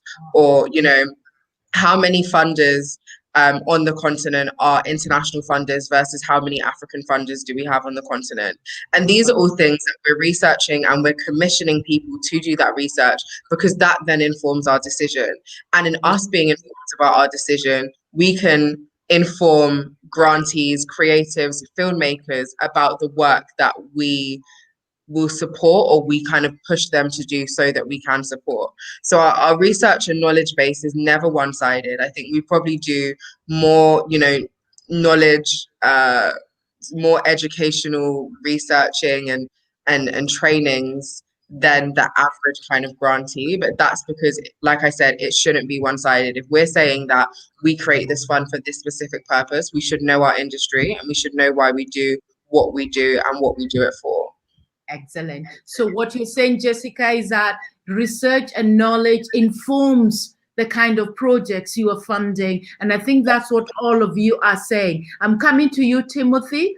I had a little bit of a blip and I lost something, Jessica, you had posted on our chat. I would like to ask the technical team behind to please post the links and the information Jessica has posted among the panelists to put it in the general group. Jessica, you okay with that? I'm going to. Yes. Yeah, so we have 4 different grants out at the moment, some for organizations, some for individuals, and some for research fellows. So I'm posting them so that the team can post them to the community. All right. So Zippy, please, back office, post that to the community watching and listening to us. Timothy, what is the role of data collection and how has it been successful or difficult, challenging in making your decision, especially for you, because your terms of reference is national? Yeah.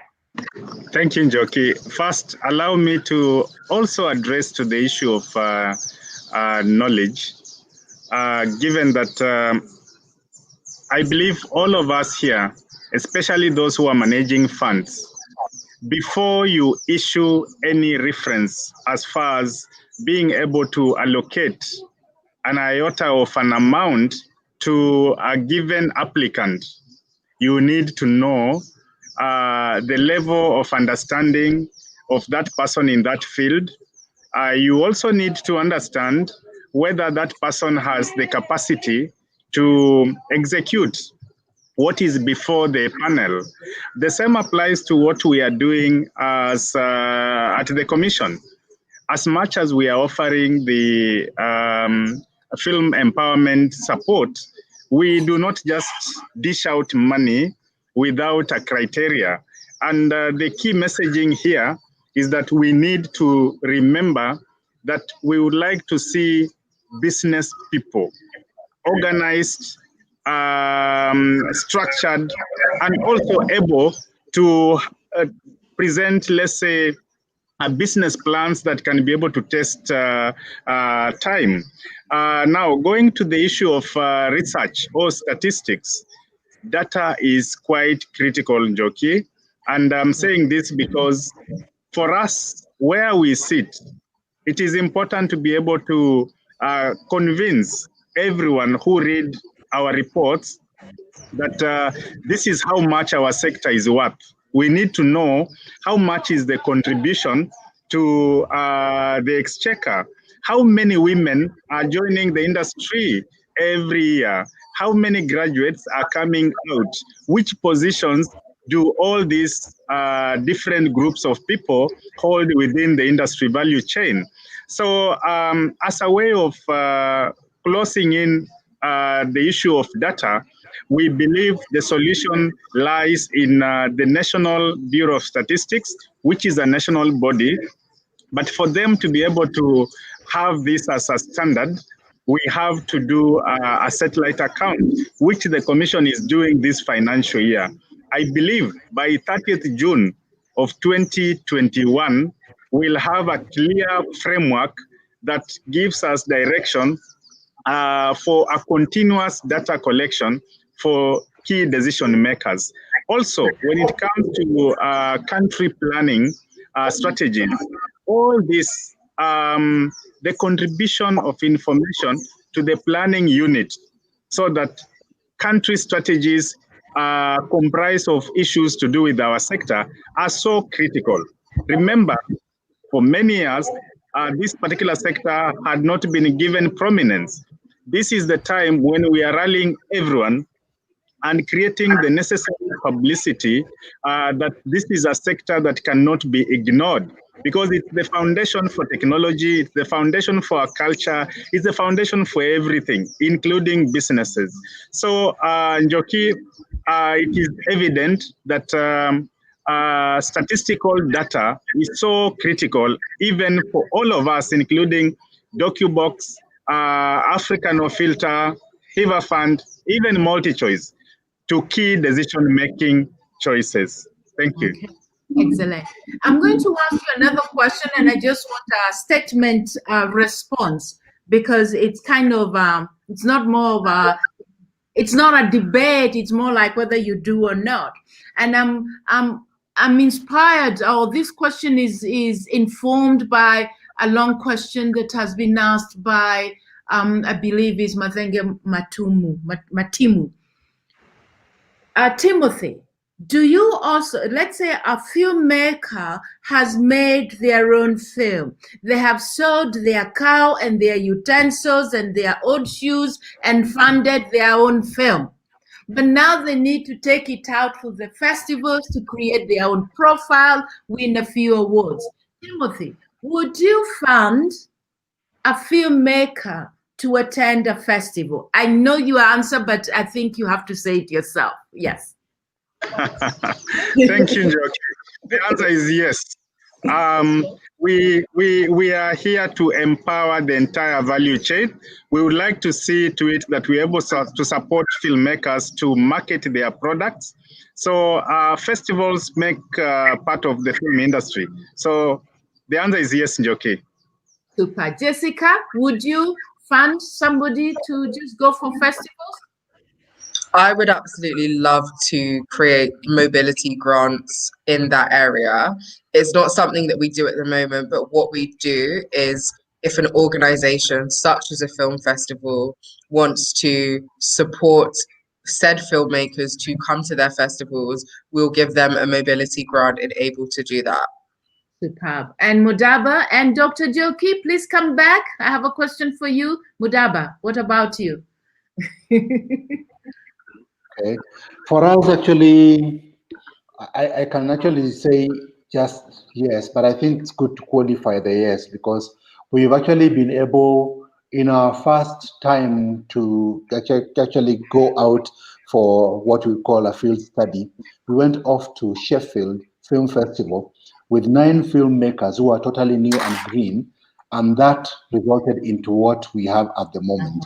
Then at the same time, we've been able to push for filmmakers to attend festivals, whether in collaboration with Kenya Film Commission, so that's an extended answer, or whether directly through the British Council arm, where there is art, is it Art in Motion, or well, we've actually been able to get filmmakers go to Zanzibar International Film Festival using funds. So it's at times it's helping, it's assisting, and at times it's us directly giving funds for the filmmakers to go out to the film festival. So what you're saying, at times you do it, at times you go into collaboration with other people like minds, but it really depends. It's not that you automatically do it. There's always a reason motivating it. It's also and it even goes beyond just taking filmmakers. It's being in empathy with the filmmaker.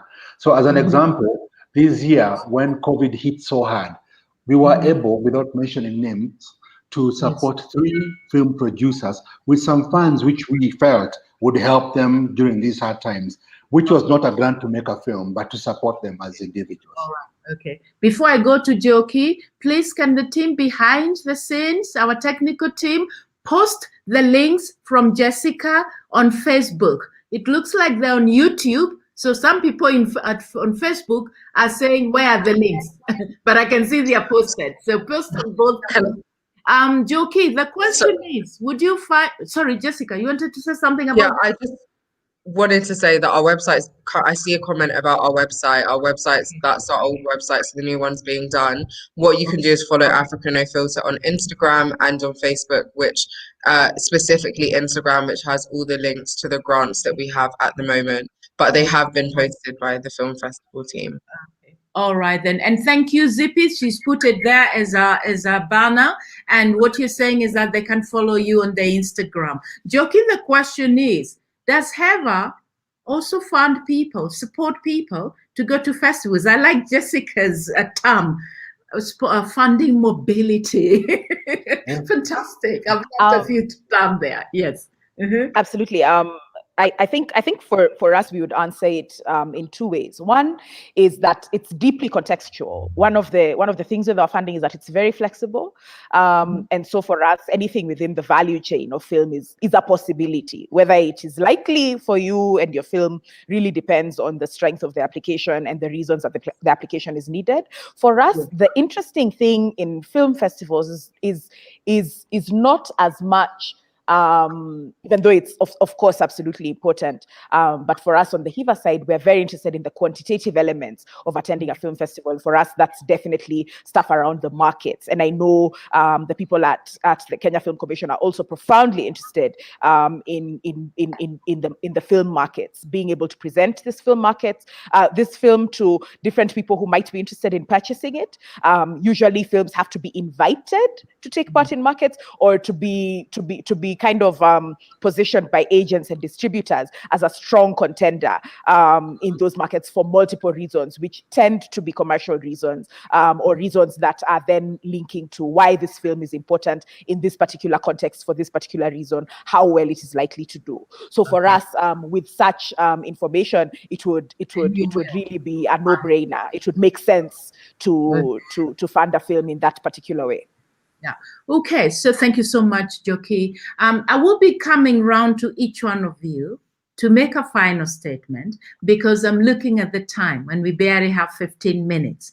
But while I'm asking you to start preparing a final statement, I'm also challenging our audience, our viewers, our listeners. This is the time to post your question. This is the time to post your question or comment, because we are wrapping. We thought 2 hours was going to be very long. We need another hour. I tell you, we need another hour.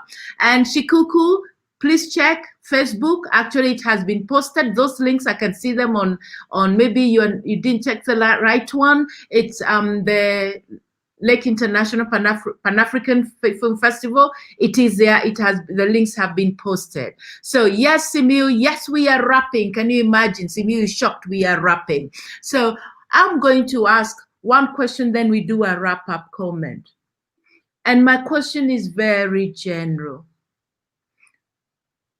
Now, the argument that you can give a man fish or woman, or you can teach them how to use a fishing rod.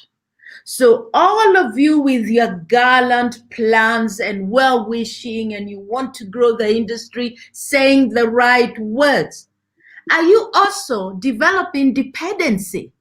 Are you feeding people so much that they keep saying, give us, give us, give us? Timothy, you've been the most popular man lately because of your fans. Are you also creating dependency? Defend yourself.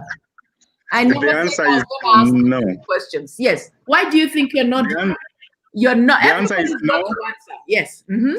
Yes, the answer is no, and I will justify it by way of what we are doing behind the scenes to ensure that there is no dependency. We are looking at policies that will be able to address all these issues, and not only funding. But as I mentioned in my opening remarks, we are looking at how do we make Kenya a film-friendly country? How do we ensure that there are funds that will be able to facilitate production? How do we ensure that there are skills that are being churned out, and we have qualified people in the entire film value chain? The co-production treaties. We're also looking at networking opportunities, festivals. All this can be able to come out strongly and clearly without creating a dependency syndrome if the film policy is in place. And that is core to our mission at the moment. We have a deadline that we've given ourselves, and we believe in the next 12 months, we should have this in place, which will address incentives and so on. Okay, back to you, Njoki. Timothy, what you're saying is that you're not just giving funds, you're doing other complementary, you're multifaceted. Training, the skills, the festivals, the co-productions. So it's the entire value chain. So somebody when it comes to you like, give us money, and they're not even asking like, where is your next masterclass that you're teaming up with Multichoice Talent Factory, then you get suspicious of the person, isn't it? Njoki. That's very correct. Yes. Njoki, very briefly. Asante, Poleni, I have to dash because I'm in a public place and they're kicking people out. The thing that I wanted to say and to throw a spanner in the works is that I really feel as though there's a way in which, especially as Africans and especially as Black people, we have been conditioned to imagine that asking for money makes us dependent. I don't think that's true. I think especially in the film industry, everybody, even Marvel, right? People are asking for money to get films made. Somebody wants to make Black Panther. Maybe they want to use $500 million. They'll only get 200 million. It means that they have an asking deficit of $300 million. Okay. Everybody in the film industry is asking for money to get things made at every single conceivable level. Even James Bond, even the people who are, asking for the Aston Martins, asking for the gadgets, to be able to fund the entire department of people who do props, whose work it is to make workable things such that they look like they work for camera for such a huge, huge, huge film. All of that needs money. And all of that is coming from the places that Timothy is talking about. It's coming from banks. It's coming from personal investors. It's coming from everybody on that list of people you will see as executive producer. That's why with all of these films, you see the credits: executive producer, executive producer, executive producer, co-producer, co-producer, co-producer, producer, producer, producer, producer, producer. All of these people are either giving money, giving advice, giving. So there's a way in which Africans are consistently gaslit into imagining that when they need funding, they are being needy or they're asking for too. We are truly not asking for too much. If you even go and read what the global definitions for a micro budget for film are, people are making films here with money that's even smaller than that by far, right? Fractions of what is defined as a micro budget in what one would call global film circles. Okay. Yes. I think for us, the key thing is growth. Are you able to hire more people?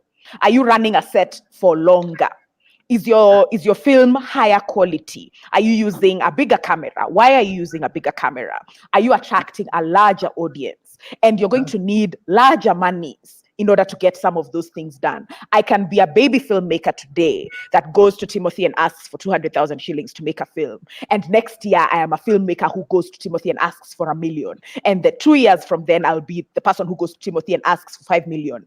Or the same with HEVA. And that for me, as HEVA, it is a success for me to be able to invest 3 times in the same person because I can see growth. I can see where the industry has gained. I like that. Right? Yes. So I really want us to reimagine this idea of course you ask for money. You must ask for money to get good things done. And there's some people whose job it is to give money. So anybody who comes and says, oh, you people are being dependent, they're not understanding the context. There's a context of asking for money. There's a context of asking for resources. Of course, definitely, as regards filmmakers, not all of them are going to need necessarily money, but a significant chunk of them do. So what you are saying, so the context in which they're asking is really important. Yes. So to summarize, Njoki, what you're saying, which I love, is that filmmaking is also an asking industry. But it is wrong if you are not growing. You get and you go back to square one. You go back. The growth has to be. Yes, I think growth is a really important thing, but I don't want to say that it's wrong. I think the other thing that happens, of course, in Africa is that we have the pressure of succeeding with the first try, which doesn't happen in people with people from other places. There are people who get the chance to fail. They fail again. If you look at stories from the film industry, some of these very, very famous directors, some of these very, very famous producers, all of them have flops. Shonda Rhimes has made things that people don't want to watch. Right? Yes. But we remember her for her successes. We remember that Grace is going into its 17th season, but she has things that were cancelled at season 1. We don't talk about those things. Yes. But then here in Africa, we want people to succeed on the first try. And then we want to gaslight them if they're not necessarily growing. That's not necessarily the thing. And that's why for us at HEVA, the thing that is important is context. And again, Mudamba had alluded to this. I think Timothy has alluded to this. Of course, Jessica has alluded to this. What is the data teaching us? What knowledge is the practitioner themselves coming with? What have they learned? What are they going to do differently? And what you're going to do differently may not necessarily translate as regards money, but the growth we can still see. So what we are telling our audience is, show us your potential first, show us your growth, your incremental growth. Then we know we are not just giving you fish, we are investing in you, and we are seeing return on investment. And I love what you say. Maybe we assume that you're going to hit your millions and success with the first funding. No, it's an incremental growth. Excellent idea. Thank you, Njoki. I know you're saying that you're being chased from where you were, but very good summary points. So let's go to Jessica. On my question on, are we giving them fish instead of training them how to use a fishing rod? So I think Njoki made a really good point about the reality is that people don't always score on the first try. And like you said, the big films, the Marvels, all of those big films are still asking for funding for their films till this day. However, they are asking for investment. They are not asking for grants. And I think that's where we have to have that discussion. They've been able to prove that they can draw millions into a box office. So give us this money, you will be executive producer and you'll get this back.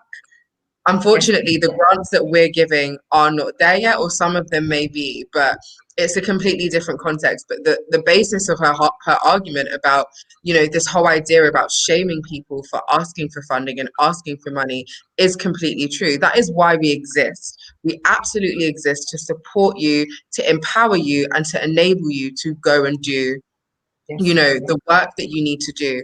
Like you said, Njoki, growth is expected. Every funder, no matter how big or small you are, is expected to prove that there is impact of the grants that you are giving. It's expected to show that you're not just handing out money like Oprah hands out cars during one of her filmings, but you're being really strategic, and you're helping people grow. And I think it was Timothy that spoke about, about training and capacity. And what you'll find is more grant makers are doing less grant giving and more trainings and more capacity buildings and more fellowships. And then they'll add a grant to the end of that because they want to make sure that you know what to do with the money that you're given. Excellent. So I think we have a responsibility as grant makers to not fatten our grantees up, for lack of a better word, but actually to comfort you and to empower you and to enable you.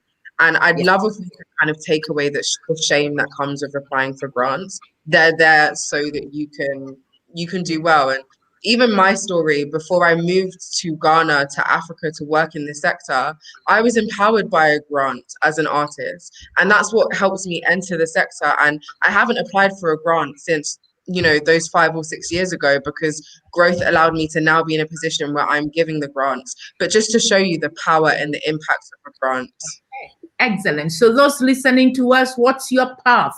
And Dr. Zippy, I think we've just coined a topic for our next discussion. I don't know when.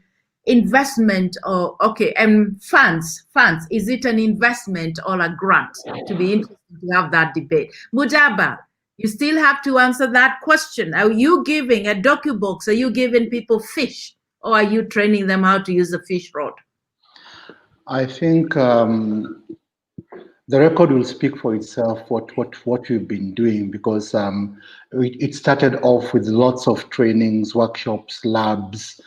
Even when we were beginning with the first filmmakers, would actually hinge grants to mentorship and training before we give them the dollars, because at the end of the day, there's no need of giving you dollars when you don't know what to do with the dollars. You don't know what we want as a result of receiving the dollars.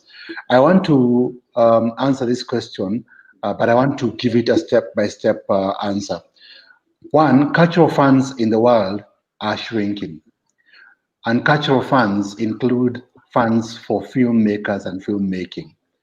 So it calls for something quite different and a drastic way of looking at the way to continue tapping into these shrinking cultural funds. And yet, cultural funding is very important and central. So what do we do and what did we do? We started off with giving grants. This is a case for grants and an investment. We started off by giving grants, and we gave grants for the last 4-5 years. In 2018, we started thinking about our own sustainability and how films will start giving to Docubox instead of Docubox giving to films. And we formed the box. And the box has become the space where creatives come and create new ideas, and monies are given to short films.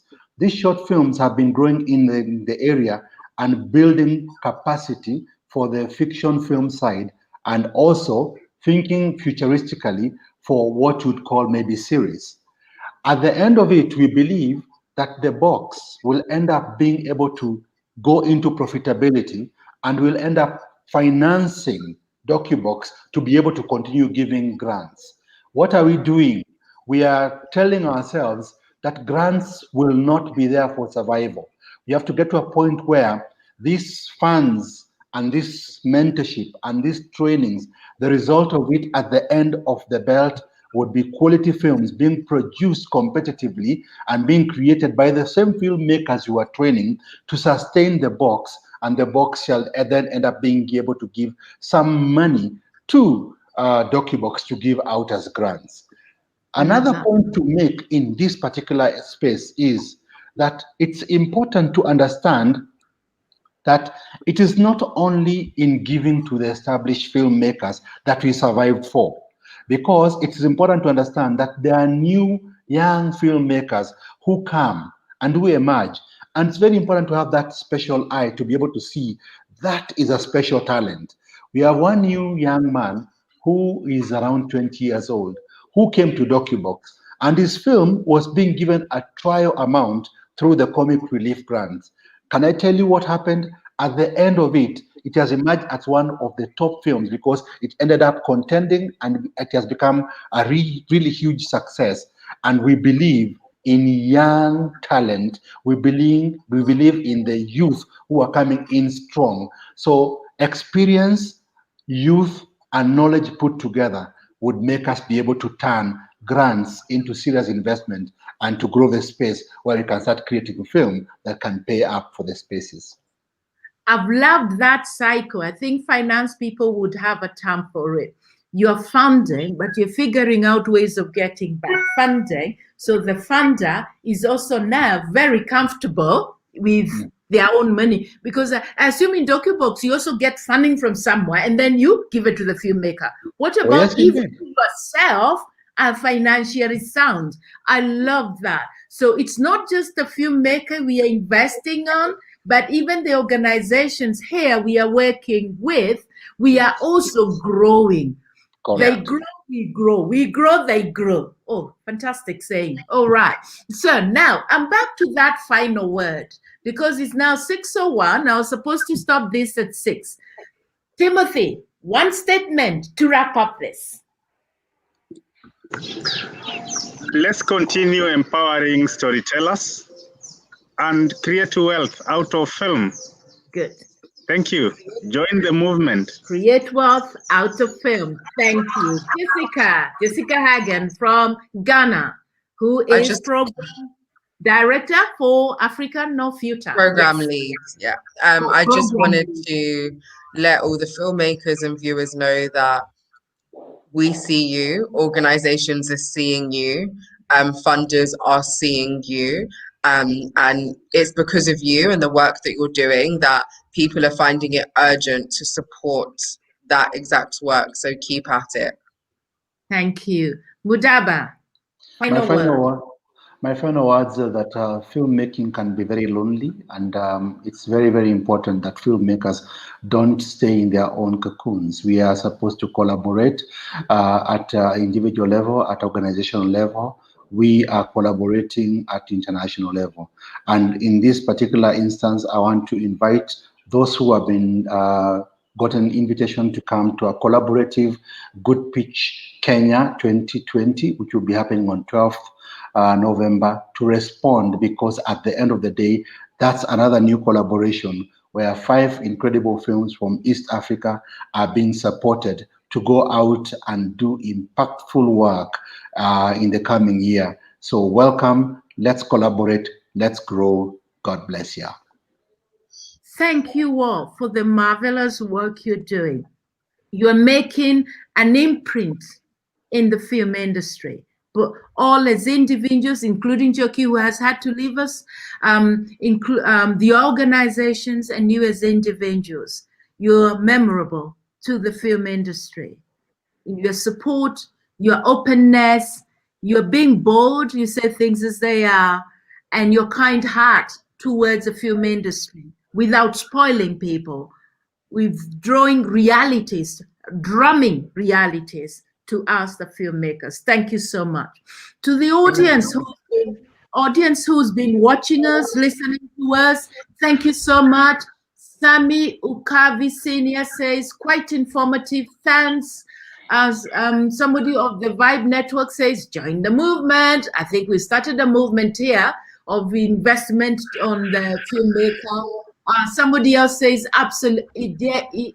Indiangu says, awesome panel. Simu said, awesome panel, great discussion, and kudos to them for the work they are doing for film. You have congratulated them for the work they're doing. And somebody else, Daisy Akal, says, thanks for the amazing forum. You are thanking them. But now the onus is on you, the filmmaker who is listening. When we are looking for funding, we must be ready with our own dossier. Who are we and why should we be funded? And you must have a plan, your growth plan, your past, present, and where the future is taking you. The government is supporting Timothy Owase Kenya Film Commission. Jessica, whom I've never heard of Africa No Future, I've learned so much. Mudaba with Docubox, we've been partners in different ways and all that. So let me say goodbye to everybody. This is Njoki Muhoho. I'm the Multichoice Talent Factory Academy Director as a trainer. I'm also a producer and a writer. So let me say goodbye and thank you so much to these amazing people who have given us 2 hours and 5 minutes of their time. So let's say goodbye. Let's say goodbye to everybody. Thank you. Thank you. Thank you for amazing. And our film industry. Thank you. Love you. And then I have to. Love you too. Cheers. Bye. Bye-bye. Okay. Thank you so much, everybody. We just want to say thank you to all the panelists. Njoki Muhoho, that was beautiful as usual. You threw me into the deep end on this. I know, but I mean, who else could have done it better, you know? Zippy, so the panelists there, and we were like, only Njoki can handle these people here. So, you're most welcome. All for the industry, yes. Yeah, thank you so much. We'd like to thank our sponsors, the Kenya Film Commission. We'd like to thank the French Embassy and Amnesty Kenya International for coming through for Lipff virtual edition. This is our 5th year and we are very grateful. Tomorrow in the morning hours, we have got the Know Your Distributor Open Forum. Be there from 10 to 1. And in the afternoon, we have another panel discussion from 4 p.m. The rise of women filmmakers. People like Njoki Muhoho and Mungai started the way, Wanjiru Kinyanjui. But now we have a rise of another group. Let's hear what they have to say. And thank you so much. Keep it here at Lipff this whole week. Thank you. And thank you so much, Dr. Zippy, for the great work and keeping the festival going 5th year running. I know you do it in a lake environment. I guess we've done it for the first time in a virtual lake. Thank you. Yes. Thank you.